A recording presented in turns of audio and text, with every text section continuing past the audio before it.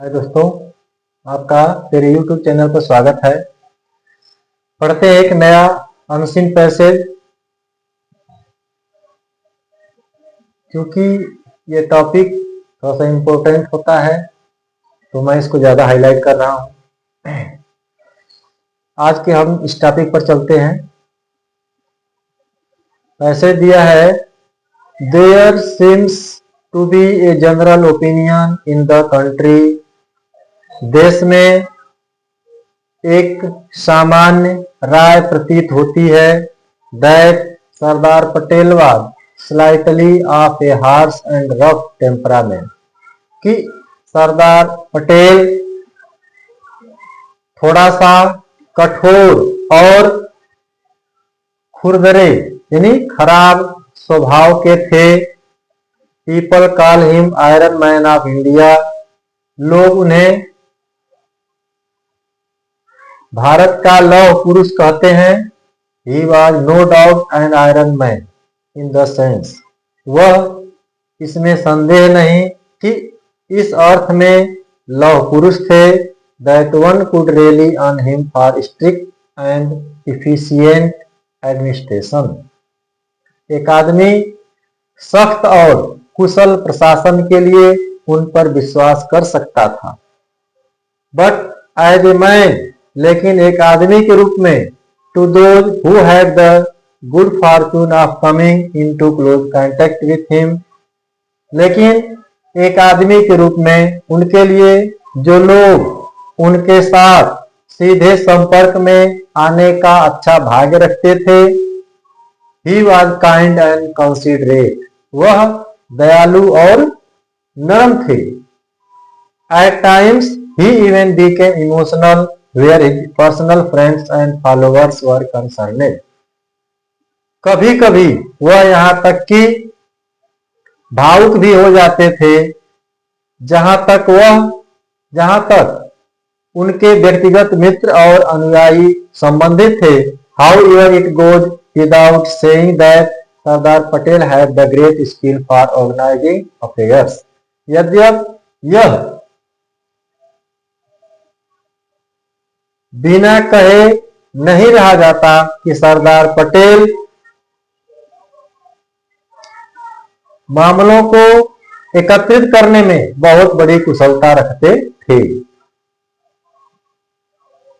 तो ये आपका पैसेज का अर्थ है और इसके आधार पर आप इन क्वेश्चंस को देखेंगे और इनका आंसर देने का प्रयास करेंगे। तो चलते हैं क्वेश्चंस पर। कह रहा है, why was Sardar Patel called the iron man of India. Sardar Patel को भारत का लौह पुरुष क्यों कहा जाता था?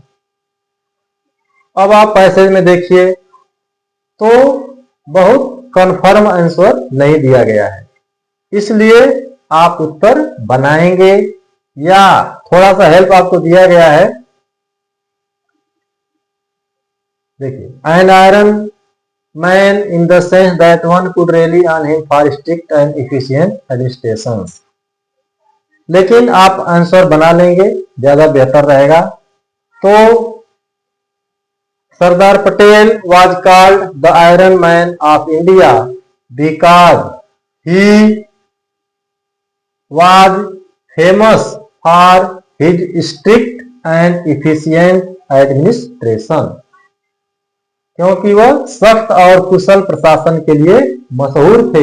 उनके जो किसी भी विषय पर कदम थे, उनके निर्णय बड़े सख्त होते थे। तो ये भी आप लिख सकते हैं, Sardar Patel took strict decisions in every matter, so he was called the iron man of India. ठीक है, ये आपका आंसर हो जाएगा। दूसरा है, What kind of man was Sardar Patel in his private life? Private माने निजी, व्यक्तिगत। सरदार पटेल अपने व्यक्तिगत जीवन में किस प्रकार के आदमी थे? तो यह हो जाएगा, Sardar Patel in his private life was kind and considerate. At times he he even became emotional, ऐसे हो जाएगा। सरदार पटेल अपने निजी जीवन में दयालु और नरम थे, कभी कभी वह भावुक भी हो जाते थे। तो Sardar Patel in his private life was kind and considerate, at times he even became emotional. तीसरा है give the antonym of the word soft. Soft means नरम। कह रहा कि इस सॉफ्ट शब्द का विलोम लिखिए और वह शब्द आपको इसमें मिलना चाहिए। तो अब सॉफ्ट का एंटोनिम देखिए, स्ट्रिक्ट मीन्स सख्त होता है, कड़ा, और सॉफ्ट मीन्स नरम। इसलिए सॉफ्ट का एंटोनिम कौन सा वर्ड है? Strict.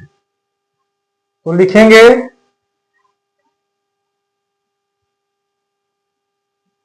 Strict is the antonym of the word soft. यह आपका आंसर हो जाएगा। यानी स्ट्रिक्ट शब्द सॉफ्ट का विलोम है। एक वाक्य में हो गया उत्तर। फिर है चौथा, which word of the passage mean believe. Believe means विश्वास करना। कह रहा है पैराग्राफ के किस शब्द का अर्थ है विश्वास करना। ठीक है, तो जब अपने पैसेज को पढ़ा इसमें एक शब्द आया जिसका अर्थ है विश्वास करना, उसी को आपको यहां लिखना है जो इसका पर्यायवाची होगा। तो अब वह शब्द है कौन सा?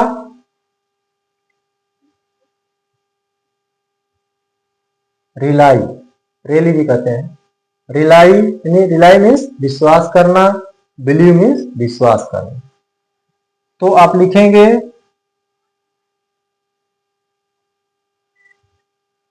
Rely means believe. बस, रिलाई का अर्थ है विश्वास करना। फिर देखिए पांचवा question, give a suitable title to the above passage. उपर्युक्त गद्यांश की एक हेडिंग लिखिए, शीर्षक दीजिए। तो अब इस गद्यांश को आपको एक लेसन मानना है और एक शीर्षक देना है ताकि ये पूरा जो टॉपिक है उस हेडिंग के अंतर्गत आ जाए। तो किस पर जिक्र किया गया है, किस विषय पर? सरदार पटेल पर, या उनकी जो उपाधि है आयरन मैन ऑफ इंडिया, वही आपकी सुटेबल हेडिंग है। ठीक, तो आप लिखेंगे the title of this passage is, लिख सकते हैं सरदार पटेल या आयरन मैन ऑफ इंडिया। ठीक है, ये आपकी हेडिंग हो जाएगी। तो जैसे ही आप इस गद्यांश का अर्थ आसानी से निकाल लेते हैं, पैराग्राफ को समझ लेते हैं, आपको प्रश्नों का उत्तर देने में बड़ी आसानी होती है। तो आप प्रयास करेंगे कि इसको बार बार पढ़ें, जैसे समय है, अगर पर्याप्त समय है 2-3 बार पढ़िए, पढ़ करके तब प्रश्नों का उत्तर देने का प्रयास करिए। और उसमें शब्द और टेंस के हिसाब से वाक्य यह आपको बनाने आना चाहिए। जब बना लेंगे तो कहीं कोई प्रॉब्लम नहीं होगी।